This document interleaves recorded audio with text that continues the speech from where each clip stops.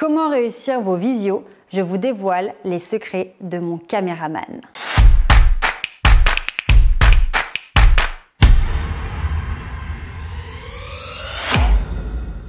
Vidéo exceptionnelle aujourd'hui. Vous savez que j'ai la chance de tourner mes vidéos pour YouTube avec Edouard qui est justement juste derrière la caméra.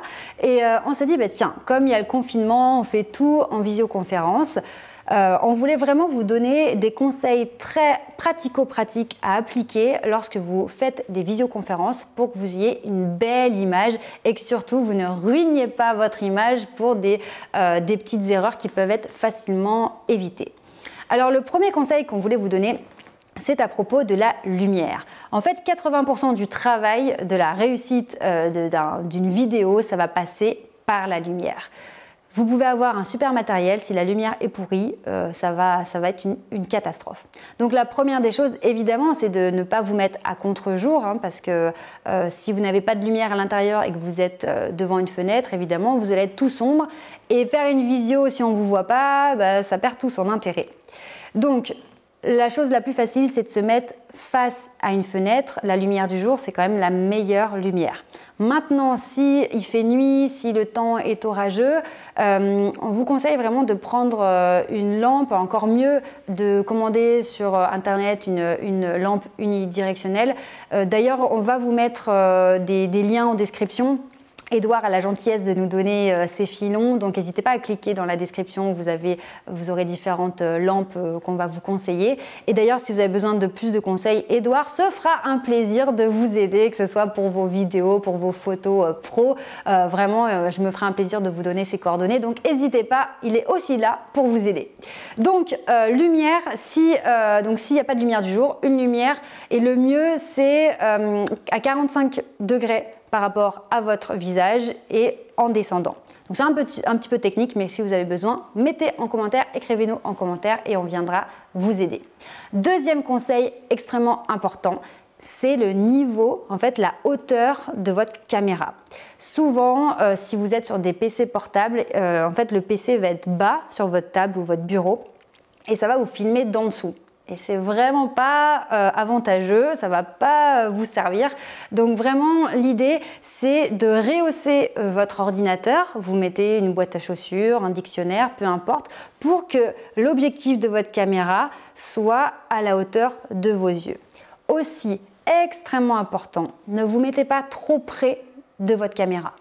Les caméras qui sont sur les ordinateurs sont des objectifs grand angle.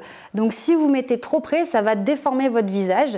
Et en plus, en termes de communication, il vaut mieux avoir un petit peu de recul, qu'on puisse voir au moins le buste, un petit peu vos mains lorsque vous vous exprimez. Donc attention à ne pas être collé à votre écran. Prenez un petit mètre de recul. Dernière chose très importante également, c'est au niveau du cadre. Donc le cadre, c'est ce qu'on appelle finalement, c'est le décor.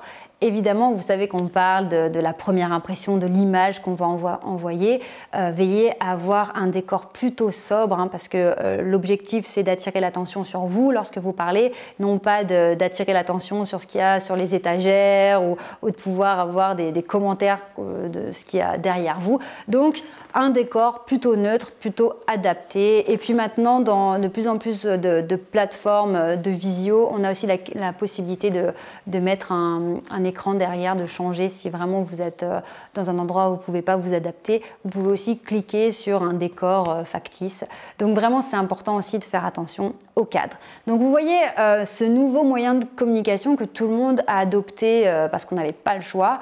C'est aussi un moment où on prend conscience que, en fonction des choix qu'on va faire sur la lumière, sur la hauteur de la caméra, on peut avoir une image qui nous met en valeur, qui fait qu'on est tout de suite captivant et qu'on va être beaucoup plus écouté, ou alors vraiment avoir une image, on peut vraiment ruiner notre image parce que les petits conseils techniques ne sont pas appliqués et finalement ça devient laborieux de communiquer avec vous en visio.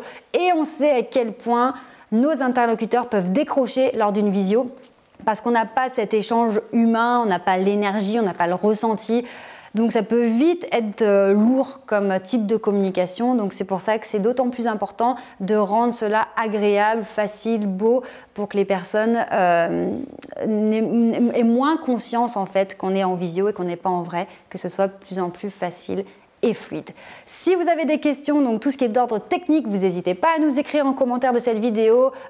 Edouard viendra vous aider avec grand plaisir. Et puis on se retrouve très bientôt pour d'autres vidéos. Ciao!